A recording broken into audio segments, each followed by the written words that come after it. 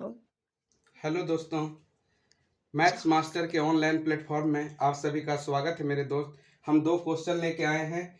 पहला question group D 2025 में पूछा है मेरे दोस्त, और दूसरा क्वेश्चन है आरआरबी एएलपी सीबीटी 1 2025 में। ये दोनों क्वेश्चन प्रीवियस ईयर रेलवे का प्रीवियस ईयर का क्वेश्चन है मेरे दोस्त। देखिए, इसको बहुत आसानी से रेशियो मेथड से, बिना फॉर्मूला और बिना ट्रिक का, रेशियो मेथड से कैसे इस क्वेश्चन को बनाया जाता है मेरे दोस्त, इसको बहुत अच्छे तरीके से समझना है। यहाँ पे क्या कहता है पहला क्वेश्चन, एक व्यक्ति 2 टीवी सेट प्रत्येक 7200 में बेचता है। ठीक है, एक व्यक्ति 2 टीवी सेट प्रत्येक को कितना में बेचता है, 7200 रुपया में बेचता है। तो उसे न लाभ होता है और न ही हानि होता है। यदि एक टीवी सेट 12.5% के लाभ पर बेचता है, यदि एक टीवी सेट 12.5% के लाभ पर बेचता है, तो दूसरे टीवी सेट को बेचने पर हुई हानि ज्ञात करें। दूसरे टीवी सेट को बेचने पर हुई हानि ज्ञात करें। मेरे दोस्त कह रहा है यहाँ पे एक व्यक्ति 2 टीवी सेट प्रत्येक को 7200 रुपये में बेचने का मतलब ये हुआ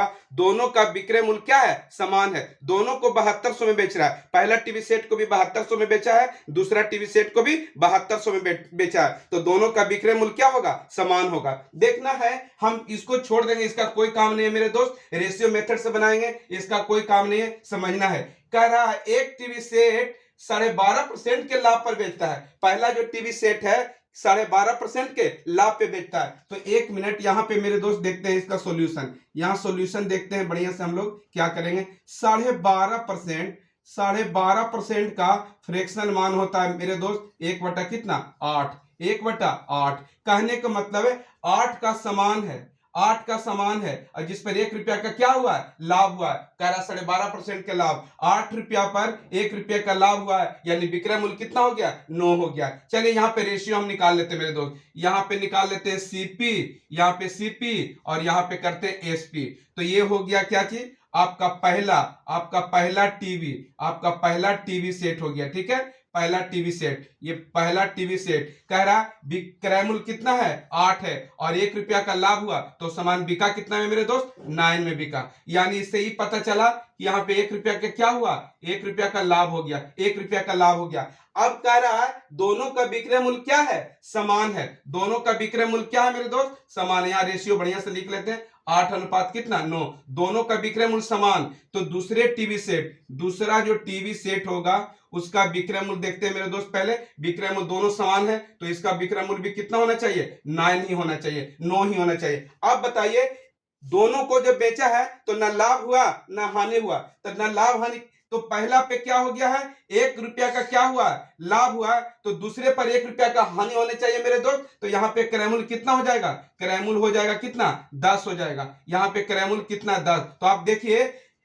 पहला टीवी सेट पर 1 रुपये का लाभ हुआ, 8 का समान है, 9 में बेचा, तो 1 रुपये का लाभ हुआ। तो दूसरा पे 1 रुपये का हानि होना चाहिए, और विक्रय मूल्य मेरा दोनों सेम होना चाहिए। तो विक्रय मूल्य पहले यहाँ पे 9 दे देते हैं, उसके बाद यहाँ पे कितना हम दें, क्रय मूल्य अपने मन से कितना दें कि 1 रुपये का क्या हो, लॉस हो, 1 रुपये का क्या हो, हानि हो। तो देख लेते हैं मेरे दोस्त, यहाँ पे 1 रुपये की हानि हो रहा है, 1 रुपये का क्या हो रहा है, हानि हो रहा है।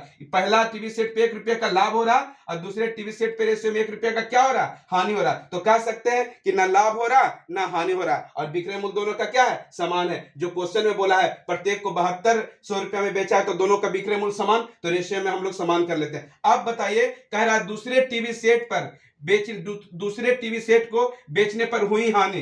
तो 10 का सामान बिक रहा है कितना में मेरे दोस्त, 9 में, तो हानि हुआ है कितने का, 1 का। और लाभ हानि का गणना होता है क्रय मूल्य से।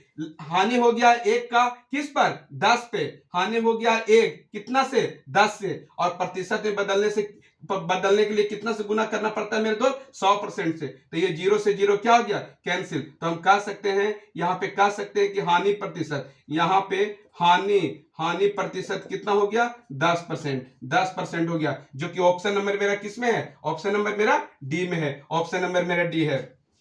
ठीक है मेरे दोस्त, दूसरा क्वेश्चन देखिए क्या कहता है। यहाँ पे दूसरा क्वेश्चन है, ये आरआरबी एएलपी सीबीटी 1 2025 में पूछा गया। बहुत छोटा क्वेश्चन है मेरे दोस्त, इसको बहुत आसानी से कैसे बनाया जाएगा, इसको बढ़िया से देखते हैं। क्या करा, किसी संख्या का 4% उसी संख्या के 20% का कितना प्रतिशत है। तो हम यहाँ पे देखेंगे इसका सॉल्यूशन, बहुत छोटा क्वेश्चन है जो रेलवे का एलपी में पूछा है। संख्या नहीं पता है मेरे दोस्त, यहाँ पे संख्या हम मान लेते हैं 100, संख्या मान लेते हैं 100, रेशियो से बनाएंगे। अभी कह रहा संख्या का 4% तो 4 ही होगा मेरे दोस्त। कह रहा उसी संख्या का 20% तो उसी संख्या का 20% भी 20 ही होगा मेरे दोस्त। तो कह रहा है यहाँ पे किसी संख्या का 4% उसी संख्या के 20% का कितना प्रतिशत है। ये 4 20 का कितना प्रतिशत है। तो यहाँ पे साइड में हम लोग देखते हैं कि 4 20 का कितना प्रतिशत है। 4 20 का, तो 20 में का लग रहा है तो 20 नीचे जाएगा, क्या कि तुलना हो रहा है 20 से। कह रहा है 4 20 का